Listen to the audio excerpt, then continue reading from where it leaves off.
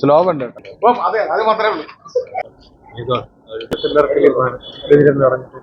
ഇതിന്റെ വിഷ്വൽസ് ആണെങ്കിലും BGM ആണെങ്കിലും നന്നായിട്ടുണ്ടായിരുന്നു.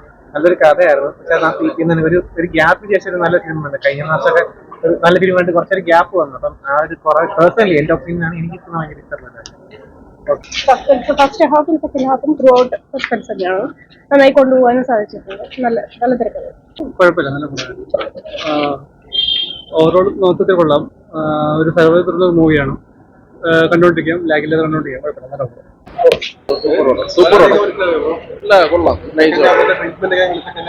കൊള്ളാം, നല്ല പടം. നല്ലൊരു സർവൈവൽ ത്രില്ലർ തിയേറ്ററിൽ തന്നെ പറ്റിയ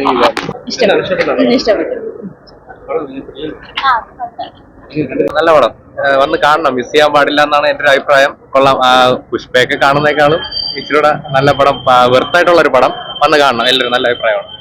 കൊള്ളാം, കണ്ടിരിക്കാം. ഒരു വെറൈറ്റി കഥയാണ്, ഒരു സർവൈവൽ ത്രില്ലറാണ്. കൊള്ളാം, നല്ല പടം, വന്ന് കാണും. നല്ല പടം കണ്ടോണ്ടിരിക്കാം. വലിയ ലാഗൊന്നുമില്ല. ഈ പോസ്റ്റർ കാണുമ്പോൾ തന്നെ കുറച്ച് ഇൻട്രസ്റ്റിംഗ് ആണ്.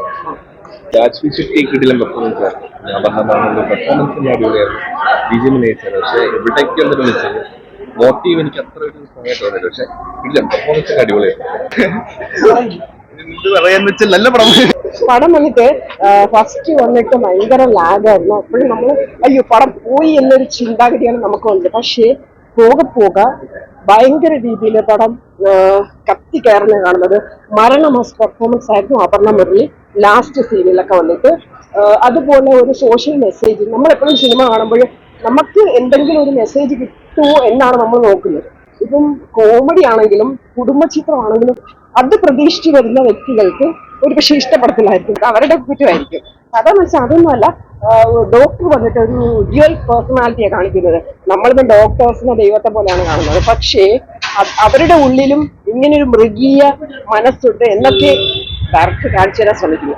ഓക്കെ, സിനിമ ഒരു സർവൈവൽ ത്രില്ലറാണ്. ഭയങ്കരമായ സംഭവം കാര്യങ്ങളൊന്നും ഇല്ല. എന്നിരുന്നാൽ പോലും ക്ലൈമാക്സ് വരെ നമുക്ക് ബോറടിക്കാതെ കണ്ടുപോകാൻ പറ്റിയിട്ടുണ്ട്.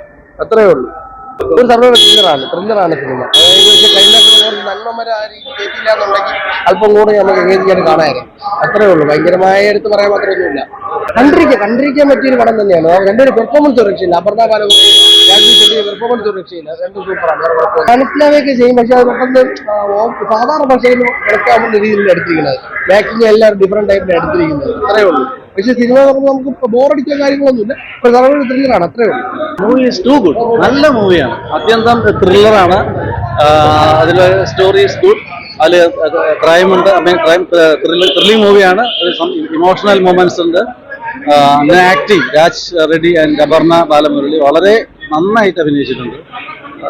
ഓരോ ഫ്രെയിമും നന്നായിട്ടുണ്ട്. Very good movie. ഓക്കെ, ഇഷ്ടപ്പെട്ടല്ല. അതിൽ നമുക്ക് കുറച്ച് മനസ്സിലാക്കേണ്ട കാര്യങ്ങളുണ്ട്. കുഞ്ഞിലേക്ക് ഓരോരാളുടെ മനസ്സിൽ വന്നുകൂടുന്ന ഓരോ പ്രശ്നങ്ങൾ അവരെ എങ്ങനെ മോൾഡ് ചെയ്തെടുക്കുന്നു, അവരെ ഏത് വലിയ പദവിയിലെത്തിയാലും മനസ്സിനകത്തുള്ള അത് മോൾഡ് ചെയ്തെടുക്കുന്ന ഒരു രീതിയാണ്. പിന്നെ റിവെഞ്ചാണ്. നമുക്കത് ആദ്യമേ മനസ്സിലാകുന്നുണ്ട് റിവെഞ്ചാണെന്ന്. പക്ഷെ അവസാനം വരെ ആ സസ്പെൻസ് നിലനിർത്തുന്നുണ്ട്. നല്ല പടമാണ്. അല്ല, കണ്ടിരിക്കാൻ ഒരു മിനിറ്റ് പോലും ലാഗ് ചെയ്യുന്നില്ല, ബോറടിക്കുന്നില്ല. നല്ല പടം. പക്ഷേ ഞാൻ മറ്റേ വില്ലനായിട്ടുള്ള ആളിനെ വേറെ ഒരു പടത്തിലേ കണ്ടിട്ടുള്ളൂ, ഓർമ്മയുള്ളൂ. പക്ഷെ അതോർത്തപ്പം തന്നെ എനിക്ക് മനസ്സിലായി സൂപ്പർ ഇതാണ്. പടത്തിൽ ഭയങ്കര പെർഫോമൻസ് ആണ്. നമ്മൾ പ്രതീക്ഷിക്കാത്ത തരം നല്ല പെർഫോമൻസ് ആണ്. പിന്നെ അപർണ ഓൾറെഡി നമുക്ക് എല്ലാവർക്കും അറിയാമല്ലോ. അപർണയും അടിപൊളിയാണ്, നല്ലതാണ്. അധികം താരങ്ങളൊന്നുമില്ല, പക്ഷെ നല്ലൊരു മൂവിയാണ്. നല്ല കണ്ടിരിക്കേണ്ട സിനിമയാണ്. നമുക്ക് തുടക്കം മുതൽ അവസാനം വരെ ഒരേ ആ ഒരു ഇതോടുകൂടി അങ്ങനെ ജിജ്ഞാസയോടുകൂടി കണ്ടിരിക്കാൻ വളരെ നന്നായിട്ടുണ്ട്. പ്രത്യേകിച്ച് നടി അപർണ ബാലമുരളിയുടെയും അതേപോലെ നടൻ ഷെട്ടിയുടെയൊക്കെ നല്ല പ്രകടനമാണ് കാഴ്ചവെച്ചിരിക്കുന്നത്. എനിക്ക് പുതിയ സംവിധായകനാണെന്ന് തോന്നുന്നു. ശരിക്കും ഹാറ്റ്സ് ഓഫ് ടു ദ താരം.